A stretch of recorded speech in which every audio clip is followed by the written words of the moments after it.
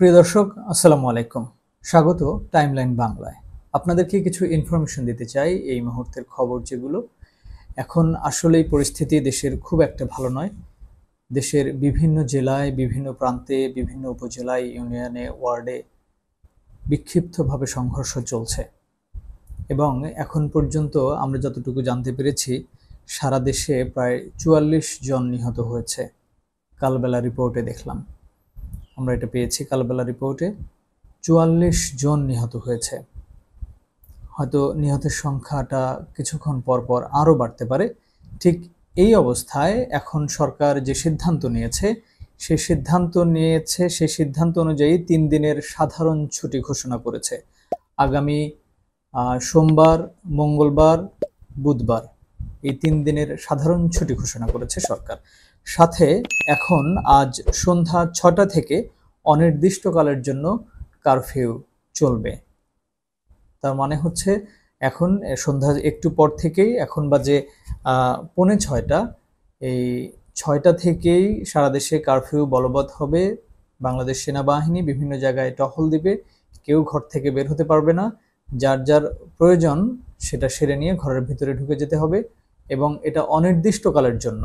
এখন পর্যন্ত কোনো সময়সীমা বেঁধে দেওয়া হয় নাই যে কতটুকু সময় মানুষ ঘর থেকে বের হতে পারবে, কোন সময়টুকুর জন্য। যেমন আমরা আজকেও সারাদিনে আমাদের রাত ৯টা পর্যন্ত মূলত কারফিউর আওতার বাইরে ছিলাম, আমরা শিথিল ছিল কারফিউ সকাল ৬টা থেকে রাত ৯টা পর্যন্ত, কিন্তু সেটা এখন বাতিল করে দিয়েছে সরকার। এখন সন্ধ্যা ৬টা থেকে, আজকে সন্ধ্যা ৬টা থেকে আগামী সময় অনির্দিষ্ট পর্যন্ত কোনো রকমের মানুষ ঘরের বাইরে যেতে পারবে না। এটাই হচ্ছে এই সময়ের আমাদের আপডেট। এছাড়া গণপ্রজাতন্ত্রী বাংলাদেশ সরকারের প্রধানমন্ত্রী বলেছেন যে এখন যে পরিস্থিতি আছে সেটাকে কঠোর হস্তে দমন করার জন্য বলেছেন প্রশাসনকে। এখন প্রশাসন কিভাবে সমন্বয় করে কিভাবে দেশকে শান্ত করার চেষ্টা করবেন সেটাই হচ্ছে একটা বড় ব্যাপার হয়ে দাঁড়িয়েছে।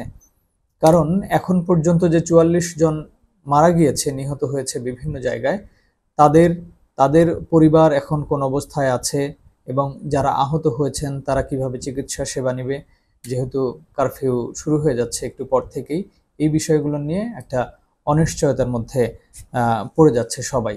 এখন সামনে কি হয় সেটা দেখার বিষয়। সরকার কিভাবে জিনিসটাকে আরো সুন্দরভাবে হ্যান্ডেল করে এটাকে একটা জায়গায় নিয়ে আসতে পারে, সাধারণ মানুষের ভোগান্তি যেন না বাড়ে, সাধারণ মানুষ যেন বিপদে না থাকে, সে বিষয়টা সরকার খেয়াল করবে বলে আমরা মনে করি। আর আরেকটা বিষয়, এখানে একটু শিরোনাম দেখতে পাচ্ছিলাম, সামরিক বাহিনীকে ছাউনিতে ফিরিয়ে নেওয়ার আহ্বান সাবেক সেনা কর্মকর্তাদের। সাবেক সেনা যে কর্মকর্তারা আছেন বাংলাদেশে, যারা রিটায়ার্ড করেছেন এর আগে, ওনাদের আজকে একটা প্রেস কনফারেন্স হয়েছে রাওয়া ক্লাবে, মহাখালীর রাওয়া ক্লাবে। মূলত এটা মহাখালী ডিওএসএস এর সাথেই রাওয়া ক্লাবে। সেখানে অনেক সেনা সদস্যই, রিটায়ার্ড কর্মকর্তারা বলেছেন যে বাংলাদেশের স্বার্থে সেনাবাহিনীকে জনগণের মুখোমুখি যেন না করা হয়, সেই জন্য তারা আহ্বান জানিয়েছেন। সেখানে সেনাপ্রধান, সাবেক সেনাপ্রধানরা বক্তব্য দিয়েছেন।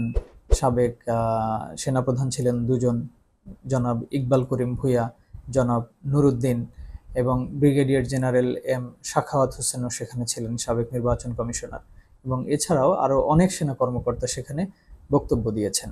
তবে এখন পর্যন্ত যে পরিস্থিতি বিরাজ করছে তাতে ভালো কিছু হবে বলে মনে হচ্ছে না। আমরা যে রিপোর্টগুলো পাচ্ছি, দেখছি প্রতিনিয়ত মৃত্যুর সংখ্যা বাড়ছে, হয়তো আরও বাড়বে, আমরা সেটা আশা করি না। আমরা আশা করি পরিস্থিতি যে কোনো একটা জায়গায় যাবে যেখানে মানুষ শান্তি পাবে, মানুষ শান্তিতে থাকবে, মানুষ ভালো থাকবে।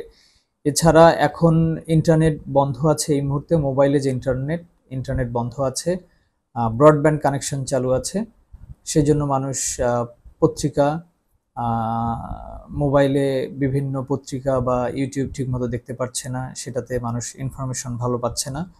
তবে টেলিভিশনে মানুষ নিউজগুলো নিতে পারছে, দেখতে পাচ্ছে।